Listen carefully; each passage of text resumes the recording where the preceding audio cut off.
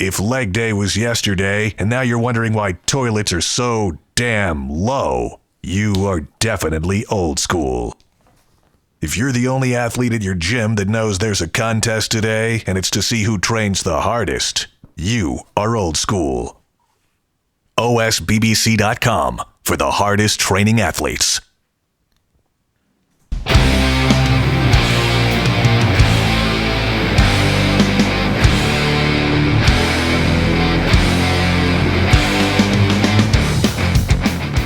Welcome back to Live With, brought to you by Species Nutrition.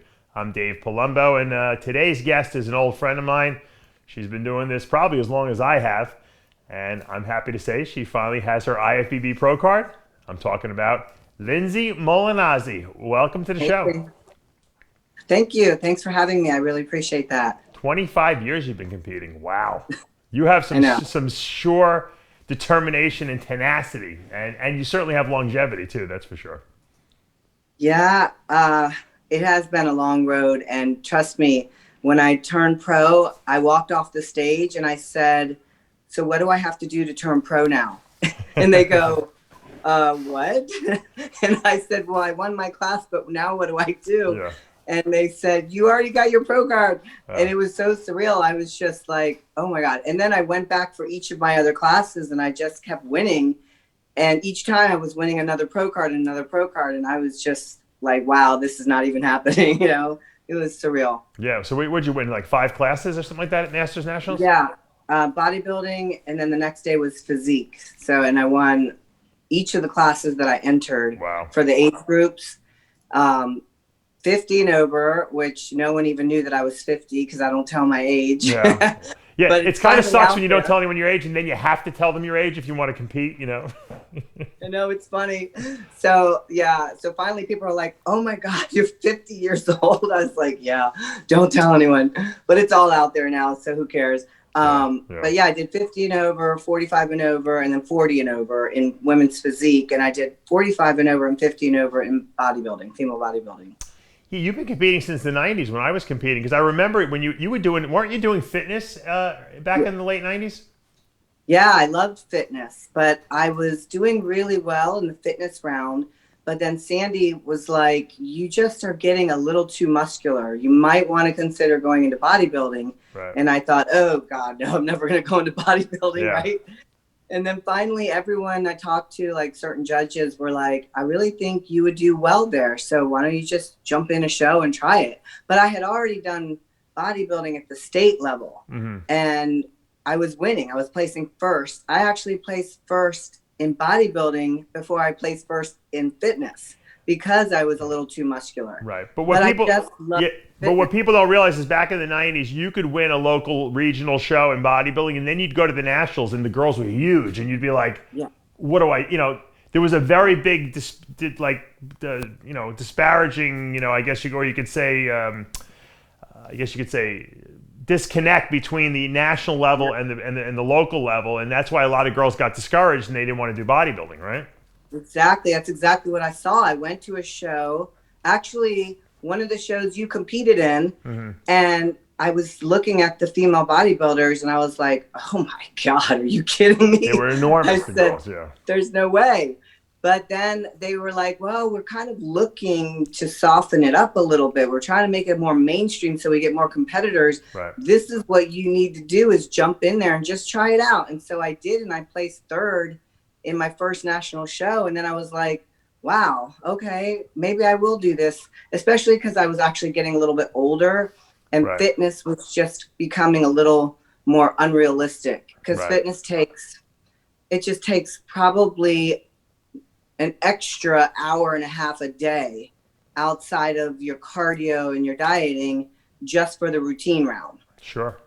It was very intense. So as I got a little older and I had to work more and had, responsibilities, bodybuilding actually just became where I fit in every aspect.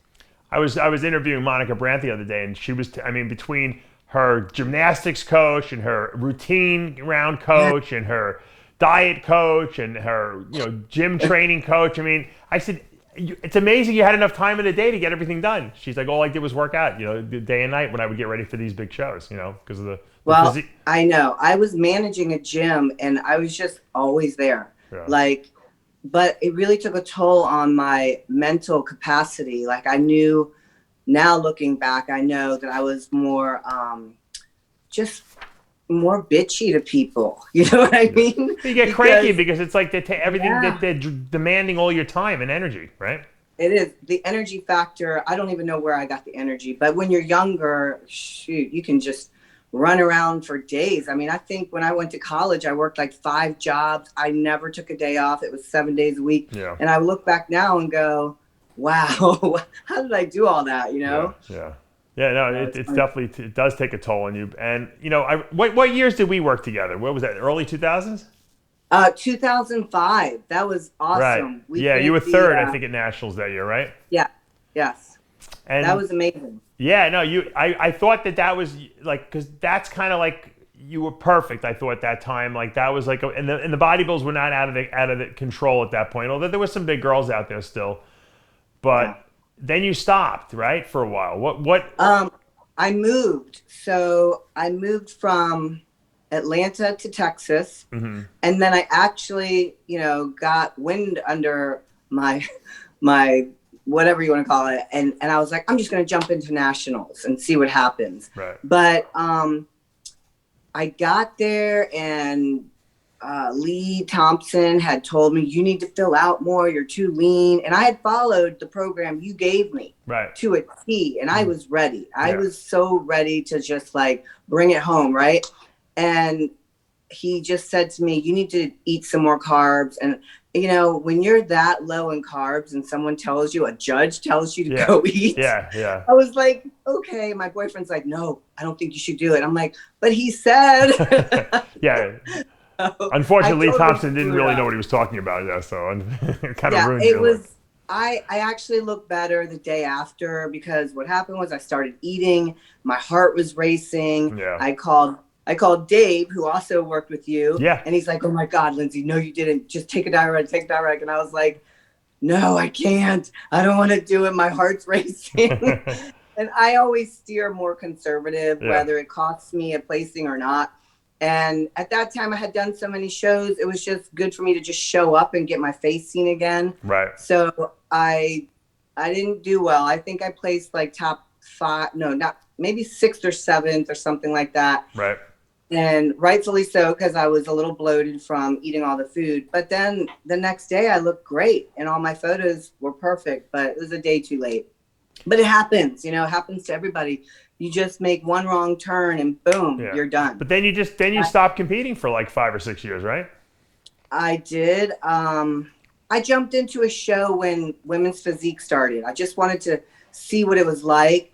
And I was going to Chicago anyway. And so I jumped in the show, and then I was too muscular. I was like, what? I'm too muscular for Women's Physique? This is crazy. Which ironically enough, nowadays, it's like a completely different class than when it first started, right? Well, but I realized by watching the sport, whenever they start a new class, they bring them in smaller. Yeah. But I didn't think that way when I was doing it, because I always thought I was kind of in between bodybuilding and fitness. So I thought, oh, this is the class for me. But I had not realized I was gaining more muscle. And I think my first show, I went on stage at 138. Well, I just got my pro card at 126. Oh, wow. So that tells you the span and the weight difference. But I still had a good showing. I felt really good about it. Got tons of photo shoots. It was great for my marketing. And then I took a break.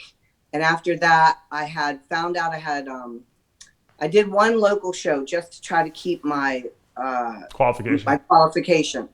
And right after that show, I started getting massive swelling in my legs. So I went to the doctor, and they were like, you have venous insufficiency. And I was like, what? I kind of thought there was some issue there. Even when I was working with you, I was so worried about the water retention in my legs. Right. But what it was is I had venous insufficiency disease, which means the blood doesn't get pumped back up. Gotcha. It just settles down and leaks out of the veins. Yeah. So I got that addressed, and that was a nightmare. I didn't recover for like 3 years. What did you do for that? So your I go to the Vein Clinics of America or whatever, and you can go to any vein doctor, but they did an ablation. So they go in and they basically burn the vein down, the main veins in both of my legs.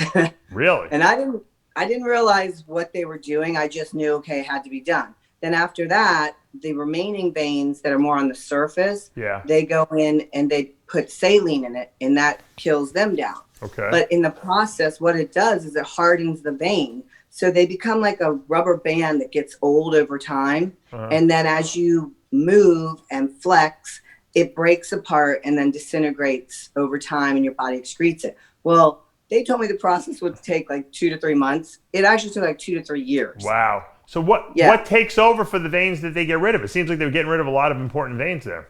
Well, your body makes fresh veins. As you know, we multiply as we do cardio and everything. And they kept telling me, do cardio. Cardio is good. Cardio is good. Right. So I kept up my cardio and my body started making new veins. And in fact, I started getting more veins because the veins that were not working, that were taking all the blood, were now gone. Oh, so wow. now I'm like, oh my gosh, I've never had vascularity in my legs. And this is why.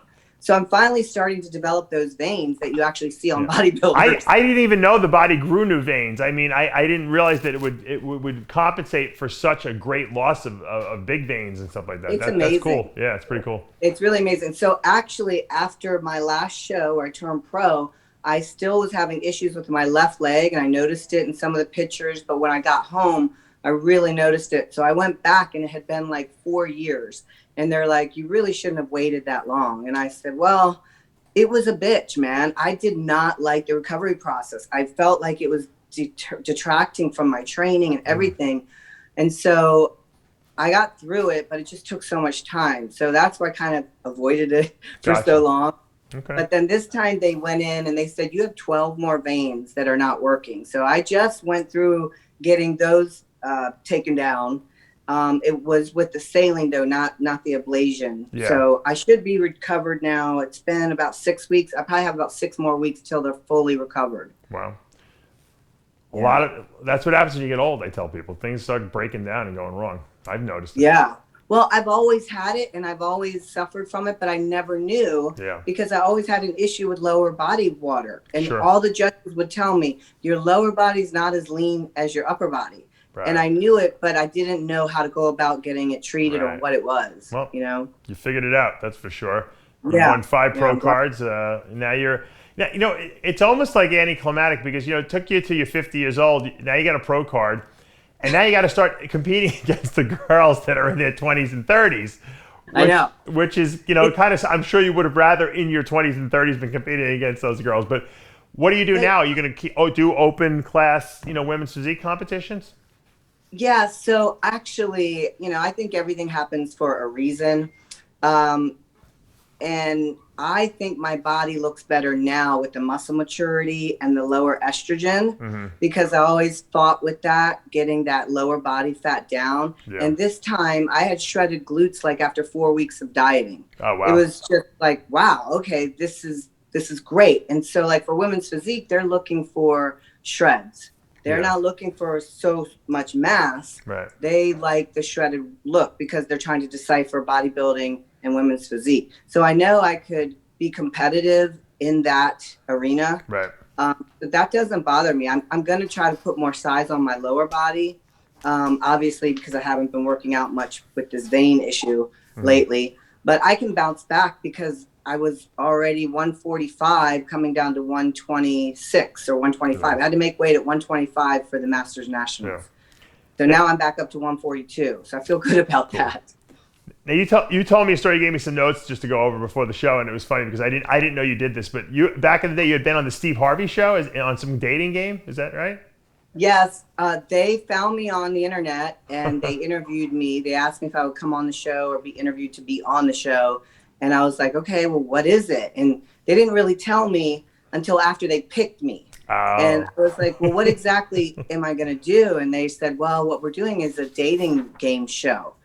So you're going to have 3 guys that you choose from.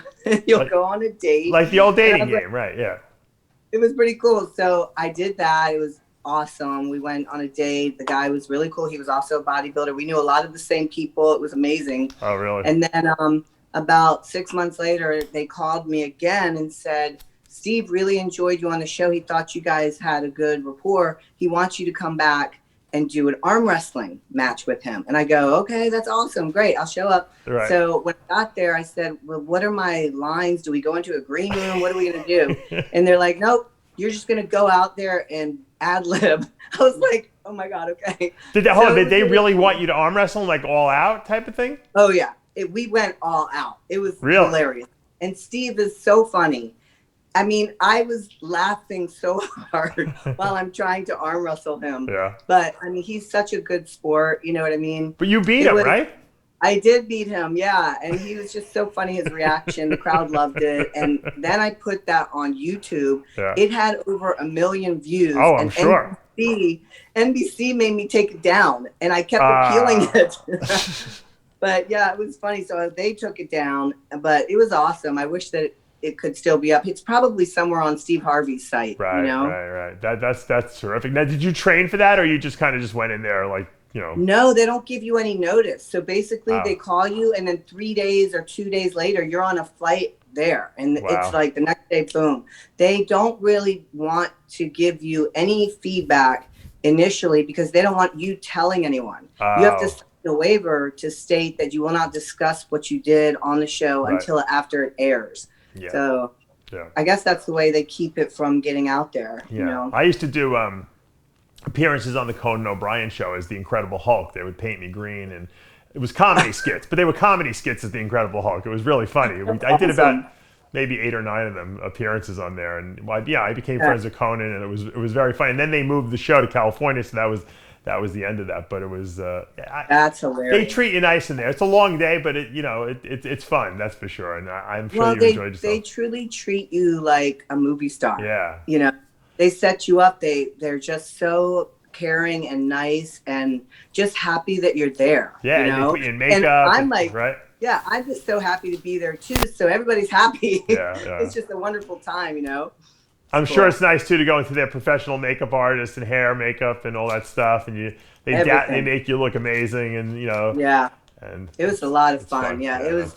They're so efficient too. They've got it down. You just go boom, boom, boom, and you're like just kind of being pushed around. You just kind of let it go, right? I wish I had that many people working for me, you know, sometimes getting everything done, because really they're on top of everything over there. Now, your social media, people want to, you know, connect with you. Lindsay Mulinazzi _IFBB Pro on Instagram, and then Lindsay Fitness Inferno on Facebook, and Lindsay, what is that, MBO on Twitter?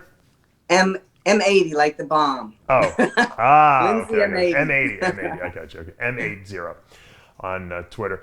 All right, well, you know, I'm glad you joined us today. Thank you for sharing everything with us. I know that also, but we got to give a good plug to our good friend Guru Amin, who helped you with your contest prep for this last show. How did you connect with him?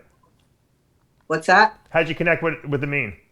Okay, so Amin actually helped me at the very beginning of my prep. Okay. I just asked around in Maryland. We were both from the Maryland, Virginia area. Right. And his name came up, and I basically seeked him out, met with him, and he was so impressed with how far I had come, not knowing hardly anything, but doing my own research, that it was a really nice connection. He respected me. He taught me things that I would have never learned from other people. I was so young. I think I was like 26 when I met him. Oh, you met him a long time ago initially. Yeah. My last show, I worked with Shelby Starnes. Oh, Shelby. Okay, yeah. I know you had worked with Amin back in the day, though, right? Yeah, Amin was pretty much like my first mentor besides Todd Sweeney. Mm-hmm.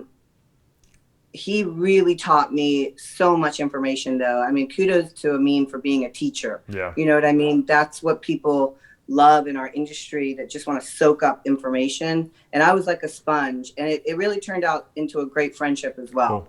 And then, of course, Shelby, sorry, I mistook it. Shelby helped you with this contest prep. And how long did you work with him? Just the last, 18 weeks? I actually called him 8 weeks out from the show. I was putting a roof on my house, and my friend goes, "Hey, Lindsay, you do realize it's 8 weeks out from the Masters Nationals?" I was like, oh my God. So I contacted Shelby. I'm like, Shelby, we got to do this. This is how I want to look. I sent him a picture of when you were training me. Right. Oh, for that's funny. the 2005. And he's like, yeah, we can do that or better. And I said, we're going to do or better. And then ended up getting 5 pro cards. That's great. 5 pro cards at 50 years old. Congratulations, Lindsay. And thank you for joining me today. Thank you. Thank you for everything. All right. And that's going to take us to the end of another episode of Live With. I'm Dave Palumbo for Lindsay Mulinazzi. We'll see you next time. Thank you. Bye-bye.